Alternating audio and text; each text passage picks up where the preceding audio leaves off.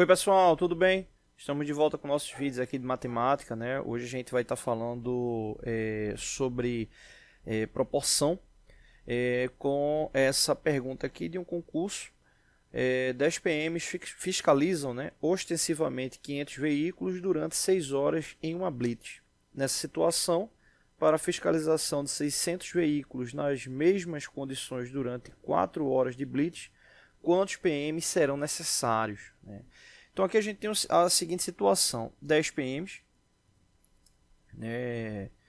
10 PMs eles fazem a fiscalização de 500 veículos, vou colocar aqui 500 veículos em 6 horas, beleza. Então esse parâmetro aqui, né, 10 PMs, 500 veículos em 6 horas, é o parâmetro que a gente já tem de execução. Então, esse parâmetro de execução ele vai se manter para qualquer que seja a situação, né? Como o caso que a gente tem aqui da pergunta posterior, né? Que é justamente ter 4 horas de blitz e 600 veículos para serem fiscalizados, né? E aí, no caso, a pergunta é quantos PM são necessários para atingir essa carga horária e esse volume aqui de veículos, beleza. Então, se a gente tem esse parâmetro aqui inicial, a gente consegue destrinchar para chegar no elemento que eu chamo de desempenho, né? Desempenho unitário, né? Então, esse desempenho unitário é o seguinte, né? Um PM em 1 hora consegue fiscalizar quantos veículos? Um único PM em 1 hora consegue fiscalizar quantos veículos, né? Então a gente vai ter nesse caso aí a unidade, né, de veículos fiscalizados por hora. E com base nesse dado eu consigo interpretar qualquer que seja a situação de forma proporcional, né, mantendo aí essa característica. Então o que é que eu preciso fazer nesse caso? Se 10 PMs em 6 horas conseguem fiscalizar 500 veículos, se fosse apenas um PM, em quantas horas ele iria fiscalizar os 500 veículos? O que a gente tem que prestar atenção? Esse timeline de execução ele ocorre de forma simultânea, né? Então, um exemplo, vamos supor que a gente tivesse 2 PMs fazendo essa fiscalização. Então, se eles passarem, né, vou colocar essa barra aqui azul representando um PM e essa barra verde aqui representando o segundo PM. Então, no caso, se eles passarem a mesma carga horária, né, a mesma carga horária de verificação, eles vão ter um início e vão ter um fim, né? Então, nesse período, eles vão estar fiscalizando a mesma quantidade de veículos na mesma quantidade de horas. Então, exemplo, se por acaso eu tiver somente um desses PMs em fiscalização, o que é que acontece?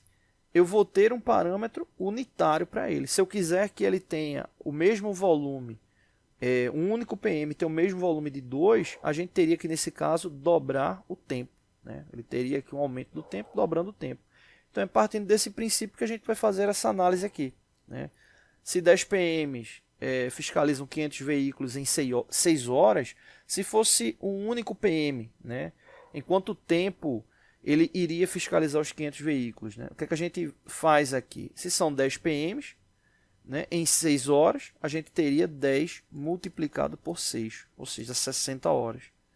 Né? Então, um único PM ele consegue fiscalizar os 500 veículos em 60 horas. Então, já vou colocar aqui essa informação. A gente vai ter um PM igual 500 veículos em 60 horas. Né? De onde foi que surgiu essas 60 horas? Justamente multiplicando a quantidade de PMs pela quantidade de horas. Né? Então, ali eu teria 500 veículos para 60 horas. Né? E em 1 hora, quantos veículos esse PM, um único PM, ele consegue fiscalizar? Né? Então, vamos subir aqui. A gente teria o seguinte, um PM, já que ele consegue fiscalizar 500 veículos em 60 horas, é só pegar 500 e dividir por 60. 500 e dividir por 60. 500 dividido por 60, que nesse caso aí vai dar 8,33 veículos por hora, né? Tá aqui barra por hora. Então o único PM consegue fiscalizar aí 8,33 veículos por hora. Bom, então nesse caso, chegando essa informação aqui, a gente tem esse desempenho individual, né? 8,33 veículos por hora. E a gente agora quer chegar a essa condição, 600 veículos em 4 horas. Né? Quantos PMs são necessários para isso? A gente pode começar da seguinte forma, né? Vou só marcar aqui essas informações. Se são 600 veículos em 4 horas, em uma única hora, quantos veículos são? Então, teria 600 dividido por 4. Né? Então, fazendo essa divisão, 600 dividido por 4, a gente vai ter 150 veículos, ou seja, 150 veículos por hora. Né? Então, como a gente tem essa informação aqui de 8,33 veículos por hora, é só a gente fazer essa divisão de 150 dividido por 8,33, que a gente chega nessa condição. Então, chegando nessa informação aqui, né, 150 dividido por 0,83, a gente chega à resposta. Né? No caso, a gente deixou aí em dízima, né? Então o valor ele vai ficar aproximado, mas se a gente quiser ter o valor real, a gente teria o seguinte, 150 dividido, vou colocar aqui entre parênteses, 500/60. Né? Porque o 8,33 surgiu daqui. Né? Então, se eu mantenho conservada aí a fração, 500 dividido por 60, a gente chega exatamente ao valor final, 150 dividido, né, pelo produto da divisão de 500 por 60. Né? Então, chega aí ao valor final. Vou pegar 150 dividido por 8,33, que vai dar aí 18,007. Ou seja, indicando que a resposta correta é a letra E. Né? Ou seja, são necessários 18 PMs, né, para poder fiscalizar 600 veículos em 4 horas. Né? Então, se você montar a expressão dessa forma, você vai chegar exatamente ao valor de 18, tá bom? Então é isso, não deixe de se inscrever no canal, todos os dias vídeos novos, valeu! Oi pessoal, tudo bem? Hoje a gente vai estar dando continuidade aos nossos vídeos aqui da parte de matemática, né? Nesse caso aí falando sobre matemática financeira. E a gente dividiu esse vídeo em duas partes, né? Uma falando especificamente sobre uma análise de tabela, né? Referente a juros simples, né? E depois a gente vai fazer essa mesma análise, mas utilizando fórmula de aplicação direta. Bom, vamos entender o problema. Aqui a gente tem o seguinte, né? Um capital inicial, né, de R$8.000, e aí você pode estar entendendo de duas formas, né? Ou exemplo, um empréstimo que você fez, né, ou uma aplicação monetária, né, tomando como base aí um valor de juros simples. Né. Nesse caso aqui, pela taxa dos juros, que é 3,5%, né, é mais comum esse tipo de taxa aí para empréstimo. Né. Então vamos aí tomar como base a condição de empréstimo, né, mas vale para ambas as formas. Bom, então supondo que você pegou R$8.000 emprestado, né, com 3,5% de juros simples ao mês. Né? Nesse caso, a gente vai estar fazendo análise referente a 6 meses. Né? Então, aqui a gente tem a condição do mês da data de referência, a data zero, né? Que é onde você recebeu, né, esse valor de R$8.000. E o objetivo é justamente saber o quanto é que você vai ficar devendo ao término desses 6 meses. Né? Então aqui a gente tem a contagem dos meses, né, tomando como base o dia inicial, né, referência zero até o final do mês, né, o final de cada mês.